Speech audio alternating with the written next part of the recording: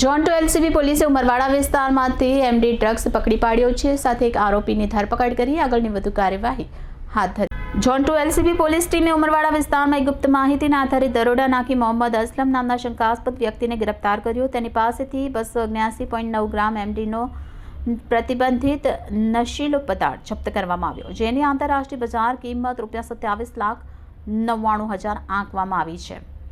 Police MD drugs રોકડ રકમ mobile મળી કુલ ₹28,65,650નો મુદ્દામાલ જપ્ત કર્યો હતો, સાથે મોહમ્મદ અસલમ ઉર્ફે મારિયોને ઝડપી પાડ્યો હતા। તપાસ દરમિયાન જાણવા મળ્યું કે તેમણે આ ડ્રગ્સ કામિલ નામના બીજા શંકાસ્પદ વ્યક્તિ પાસેથી મંગાવ્યા હતા।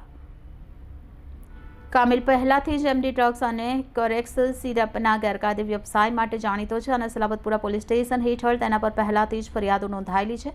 પોલીસે કામિલને વોન્ટેડ લિસ્ટમાં ઉમેર્યો છે અને તેને શોધવાની કાર્યવાહી ચાલી રહી છે।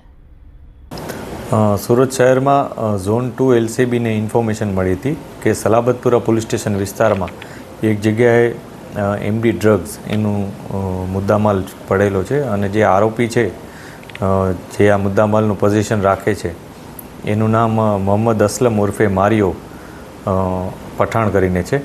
એ સલાબતપુરા પોલીસ સ્ટેશન વિસ્તારના ઉમરવાડો કરીને જે એરિયા છે એમાં રહેતો હતો। પોલીસે ત્યાં રેડ કરી આના માટે સલાબતપુરા પોલીસની ટીમ એમના પીઆઈસી સાથે જઈ અને ત્યાં રેડ કરી હતી અને કાયદેસરની કાર્યવાહી કરી। એ દરમિયાન પોલીસને ત્યાંથી 279 ગ્રામ જેટલું એમડી ડ્રગ્સ મળી આવ્યું હતું। આ ડ્રગ્સની કિંમત ₹27,99,000 જેટલી થાય છે। આ ઉપરાંત ત્યાંથી મોબાઈલ, થોડી કેશ રકમ આ વગેરે મળી આવ્યા હતા।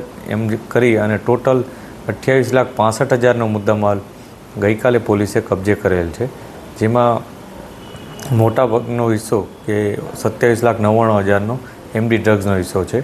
આ ડ્રગ્સનું પોઝિશન જેની પાસેથી મળ્યું છે એ મોહમ્મદ અસલમ ઉર્ફે મારિયો, એને પોલીસે અરેસ્ટ કર્યો છે। આ ઉપરાંત એનો ગુનાહિત ઇતિહાસ પણ અમે તપાસી રહ્યા છીએ। એના ફર્ધર પોલીસ કસ્ટડી પણ અમે માંગ્યા છે અને એ અમને મળી પણ ગયા છે। આ ઉપરાંત એ કોની પાસેથી લાવ્યો એની જે પ્રાઇમરી અમને ઇન્ફોર્મેશન મળી છે એમાં કામિલ કરીને એક વ્યક્તિ છે, એનું નામ સામે આવ્યું છે। આ વ્યક્તિ વિરુદ્ધ અગાઉ પણ સલાબતપુરા પોલીસ દ્વારા જ એમડી અને કોરેક્સની એક અગાઉ પણ એનડીપીએસનો કેસ કરવામાં આવ્યો હતો। પોલીસ હજી તપાસ કરી રહી છે। હજી આમાં જે પણ લોકો સંડોવાયેલા હશે એના વિરુદ્ધ કાયદેસરની કાર્યવાહી કરવામાં આવશે।